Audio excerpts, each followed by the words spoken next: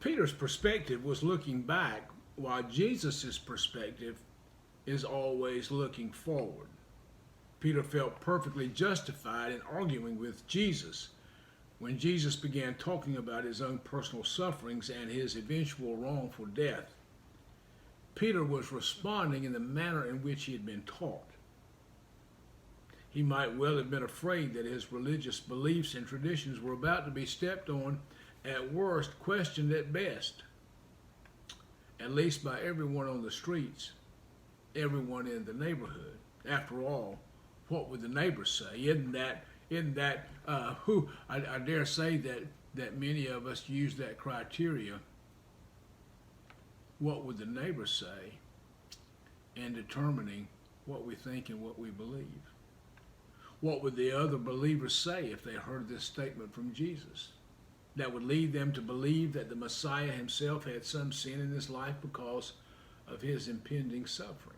There must be something the matter with Jesus if God is going to allow him to suffer and to be tortured and crucified and killed.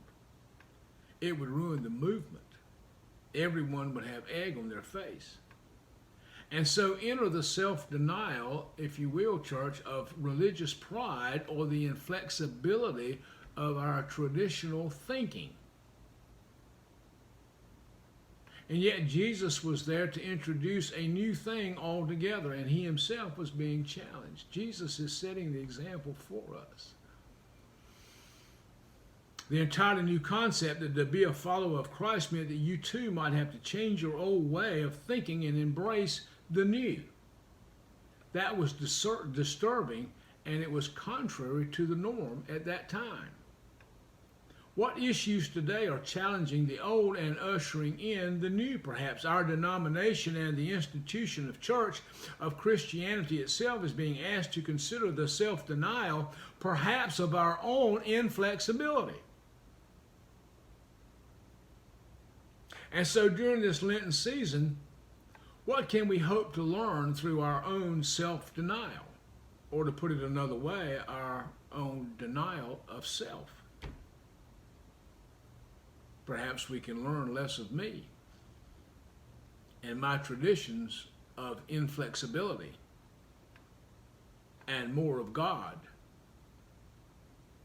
And so in conclusion, perhaps the question is, what does it mean to be a disciple of the Messiah, in concert, in some tension perhaps with the question, what does it mean to be the Messiah?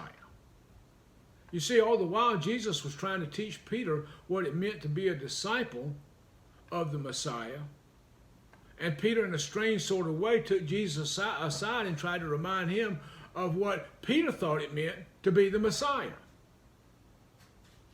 How many times and in how many different ways are we like Peter trying to convince Jesus to be the Messiah that we think he ought to be, based on our limited understanding or perhaps our limited interpretations? How many ways do we argue and fight against the goads as we offer up our own versions of things? Are we like Peter, blinded at times by our own preconceptions, our own cherished convictions about what we think the Messiah's agenda should be? Here's the question posed by W. Hewlett Lohr in his commentary on today's lesson. He says, how often are we guilty of this? Arrogantly, he says, we assume that we know what must be done, so that even a word from Jesus himself cannot dissuade us. Blinded by our prejudices, presuppositions, and preconceptions of the way things must be, would we ever be convinced otherwise, even if someone to be raised from the dead? Of course, we would never rebuke Jesus, not with our words, not ever, we think, to ourselves. No, our rebukes are of a kinder, gentler nature. We respond with benign neglect, insipid indifference, or in my words, a religious argument. Wasn't that what Peter was doing with Jesus? He was having a theological, a doctrinal argument, indifference, what am I trying to say? Argument with Jesus. Dear brothers and sisters, as we continue in our journey through Lent, let's not be so quick to presume that we know the cross that we must bear. the denial the Messiah is calling us to? What thing that lies deep within us that may just be a stumbling block to the will of God in our lives, in the life of the church?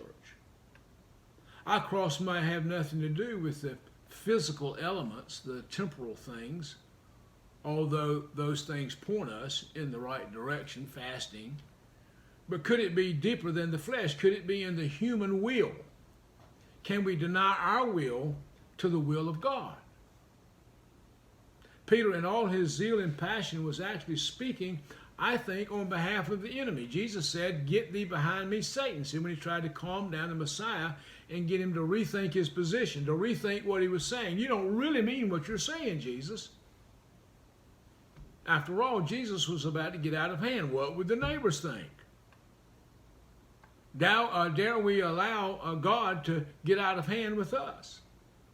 Or do we want to keep God in the box of our own limited understanding rather than picking up our own cross and deny ourselves, our self-thought, our self-understanding, our self-interpretation, our self-agenda, and our self-motivations, our self-will?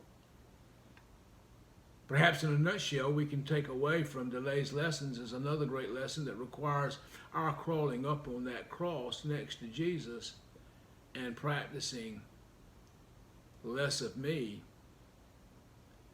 and more of God. Isn't that self-denial? Less of me and more of God.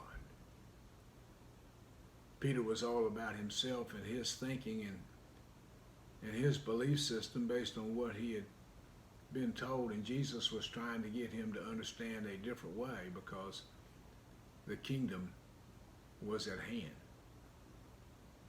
And so, dear church, as we contemplate this message for the day, may the Lord bless you and keep you and make his face to shine upon you and be gracious unto you, and may his countenance rise up upon you and bring you peace today, now, and forevermore. Amen and amen.